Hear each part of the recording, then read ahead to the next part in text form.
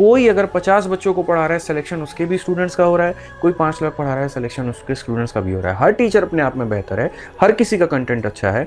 आप किसी पर भी विश्वास रख करके उसे पढ़ेंगे तो बेहतर होगा। हमारे लिए भी बच्चे कहते हैं आप तो रैंक रैंक रैंक हल्ला कर रहे हैं, जो सेलेक्ट नहीं हुए उनकी जिम्मेदारी कौन लेगा? सिंपल सी बात है, 1 लाख बच्चे सीपीओ के मेंस में जाते हैं, 10,000 नौकरियां हैं, 10,000 सीटें हैं, तो जाहिर सी है ना कि 90,000 तो असफल होंगे। देखिए, आप लोगों से भी एक छोटी सी बात मैं कहना चाहूँगा, जो आप शब्द लिखते हैं ना, वो बड़ा मज़ेदार होता है आपके लिए। सोशल मीडिया को चलाना, यूं सेकंडों में कमेंट कर देना, पल भर में यहाँ पर आप मोदी जी को तक गरिया देंगे, आप दुनिया में किसी को बोल देंगे, आप किसी की इज्जत नहीं करेंगे। वो बड़ी प्यारी सी एक शिक्षक की लाइन है कि आज के लोग जहाँ पर अपने मुखिया से लड़ने की औकात नहीं रखते हैं, वो गांधी को गरियाते हैं। बस वही वाली बात है कि तैयारी आपकी कैसी है कैसी नहीं है आपको बेहतर तरीके से पता है। आप कोई टॉपर की वीडियो से सीख सकते हैं, आपको ये पता होना चाहिए, लेकिन आप करते क्या है वहाँ पे जाकर के ट्रोल आर्मी बन करके ट्रोल करना। क्या मिलता है आपको उससे?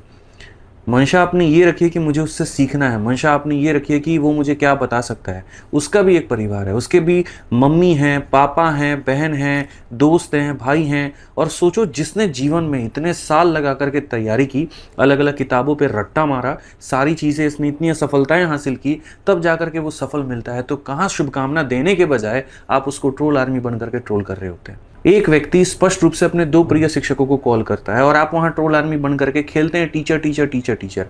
एक सिंपल सी बात मेरा यहाँ पर ये कहना है कि क्या जरूरी है कि सारे के सारे टीचर एक ही प्लेटफॉर्म के हो? ऐसा भी तो हो सकता है कि अलग अलग प्लेटफॉर्म के अलग अलग शिक्षकों से वो व्यक्ति पढ़ा, तो इसमें जाकर के उसको नेगेटिव बोलना कहाँ से है? किसने सिखाया आपको? आप लोग तो ऐसे नहीं थे।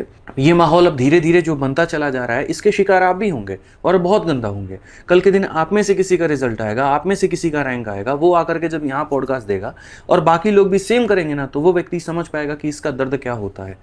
आपके हर एक कमेंट को मेरा परिवार भी देखता है, इनका परिवार भी देखता है, सबका देखता है। और आप सोचिए कि आप कितनी मर्यादा में वो बातों को लिखते हैं। तो थोड़ा सा आगे से इस बात को ध्यान दीजिए, क्योंकि मैं इसके ऊपर में ज़्यादा चर्चा करना चाह नहीं रहा था, बट मैंने सेम ये चीज़ें देखी, रैंक 1, रैंक 2, रैंक 3। मतलब ये पहली बार मेरे लिए बहुत इम्पॉर्टेंट है और पूरे इंडस्ट्री में पहली बार ऐसा हुआ है कि ये 3 रैंक में कोई भी ऐसा रैंक नहीं है जो डिस्प्यूटेड है। रैंक 1 सिर्फ और सिर्फ रैंकस गुरुकुल आदित्य रंजन, रैंक 2 भी उसी तरीके से। आपने 2 शिक्षकों से पढ़ा, दोनों की बातें कही, बट बच्चे आज के समय इतने नासमझ हो चुके हैं, कोई भी आकर के यूट्यूब पर कुछ भी कह देता है, तुरंत उसके दिमाग पे चले जाना है, तुरंत उसकी बात को मान लेना है।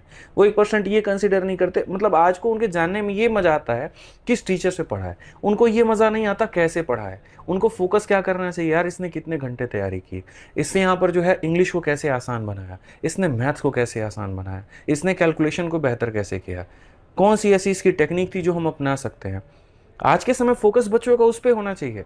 आज तो कोई इंटरव्यू इस बात के लिए देखता ही नहीं है, वो जानता कौन टीचर से पढ़ा। अरे मैं कहता हूँ कई ऐसे टीचर है, दीपक सर जैसे टीचर है, जिनके बारे में दुनिया नहीं जानती है। वो तो फेमस ही अच्छा नहीं पढ़ाते होते हैं, नहीं पढ़ाते, अंडररेटेड है। आप बताइए, बहुत बेहतर पढ़ाते, लेकिन उस लेवल पर वो वायरल नहीं है, इसका मतलब वो टीचर नहीं है। कोई अगर 50 बच्चों को पढ़ा रहा है, सिलेक्शन उसके भी स्टूडेंट्स का हो रहा है, कोई 5 लाख पढ़ा रहा है, सिलेक्शन उसके स्टूडेंट्स का भी हो रहा है। हर टीचर अपने आप में बेहतर है, हर किसी का कंटेंट अच्छा है।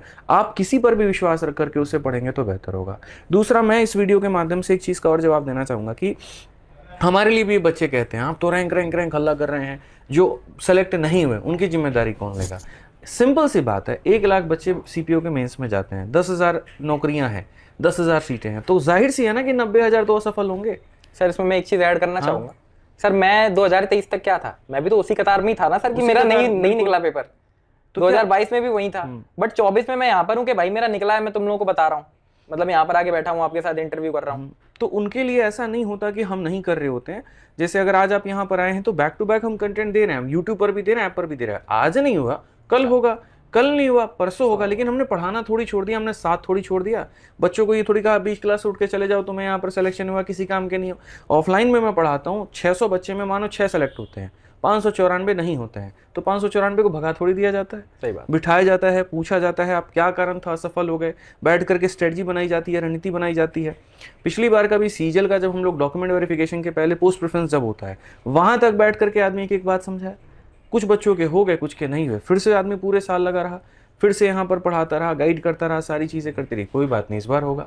लेकिन ये तो तय है कि लाख बच्चे अगर मेंस तक जा रहे हैं तो 10,000 नौकरी है तो वही होगा, 90,000 नहीं होंगे। और वो मन की जो असंतुष्टियां हैं वो कहीं ना कहीं आकर के यूट्यूब पर जाहिर होंगी। आप पढ़ते रहिए, आपके हर कदम पर हम आपके साथ में हैं और कहीं पर भी हम आपका साथ नहीं छोड़ेंगे। आपको किसी और चीज की भी आवश्यकता है तो वीडियो के कमेंट बॉक्स में आप वो भी बता दीजिए, वो भी मेरे भाई यहां पर पूरा हो जाएगा। वीडियो कैसी लगी जरूर बताइएगा और चैनल को सब्सक्राइब कर लीजिएगा मेरे भाई। आज के लिए इतना ही, मिलेंगे अगली वीडियो में। जय हिंद भाई, धन्यवाद।